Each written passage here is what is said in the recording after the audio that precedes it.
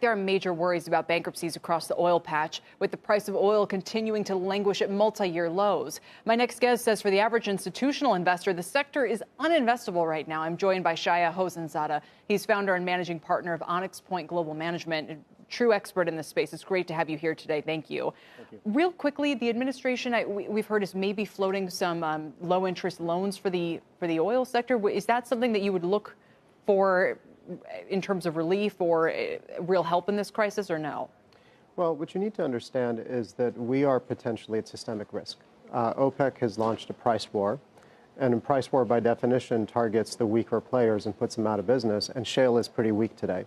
So when you think about what's happening in the sector, we've seen the carnage in the equity market, we've seen it in the high yield market, but there is a ticking nuclear time bomb that's happening in the reserve-based lending market, and that's like the subprime of shale at $35. And I want to get into that in just a moment, but first, a lot of our guests in the past week or so have said we're about 4 million barrels a day oversupplied in the global oil market now, and if Russia and Saudi hold out, they're going to push that capacity to come out of the U.S.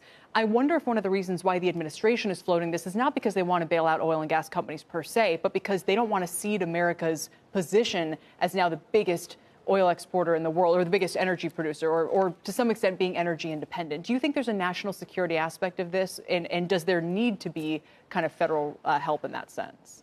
Well, Kelly, our foreign policy in large measure today is predicated on being energy independent. If you think about what we've done in terms of sanctions with Russia, sanctions with Venezuela, generally it's predicated on the fact that we're not a big consumer of imports and we can actually produce a large measure of what we consume. Now, if we were to relinquish that role, I think it would have really significant ramifications, not just for the economy, but from a foreign policy standpoint as well. All right, well, let's dig into the financials here, because you are a private equity guy, and a lot of people want to know how we're going to manage through this period. One of the really interesting things you mentioned is the loans to the energy sector that are out there. So we talk about how energy is the biggest part of the high-yield debt market. Put the bonds aside, you're saying the loans to energy companies are many times larger than that. Is that right?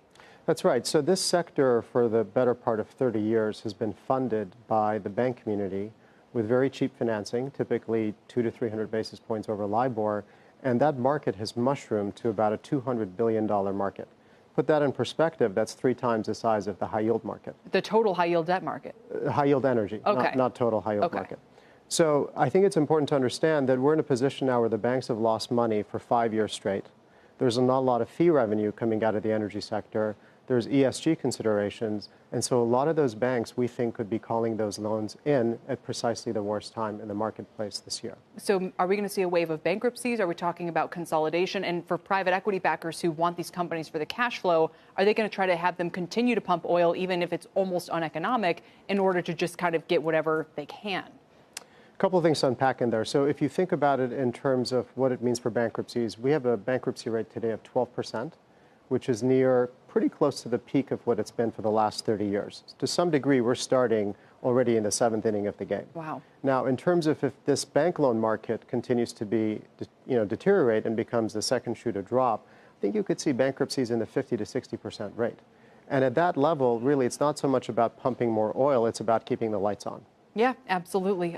For all those companies, we got to go. But you think they would ever do tariffs? You said that, look, they use tariffs as a tool for other kinds of imports. Why not for oil imports, too? I think if this continues to be as bad as it is, it becomes a national security problem, it becomes an economic problem, and we think you have to look at it the same way the industry looked at steel in 2000s by putting in anti-dumping measures. Interesting. Shaia, thanks. A lot of we'll see if we follow, if we go down this road in terms of all those developments, but at least puts in perspective how serious it is. Shaia Hosseinzadeh, thank you for coming in. Thank you.